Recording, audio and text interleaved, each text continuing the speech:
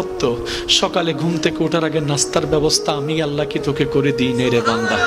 আমি কি করে দিই নেই? তুই যে সবার চোখের আড়ালে গোপনের কাজটা করেছিলি, অপরাধের কাজটা করেছিলি, তুই ভেবেছিস বন্ধু জানে না, মা বাবা জানে না, সবার কাছে একটা গোপন করে রেখে মনের মধ্যে ভয় ছিল, কেউ না দেখে পেলে, ধরা খেয়ে যাওয়ার ভয় ছিল, দেখে ফেলার ভয় ছিল।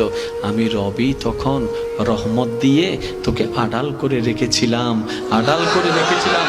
যদিও তুই আমার জমিনে দাঁড়িয়ে আমার হুকুম অমান্য করছিস, ফেরেশতারা বারবার বলে মাওলা তোমার জমিনে হুকুম অমান্য করছে, তারপরে এত দয়া করো কেন?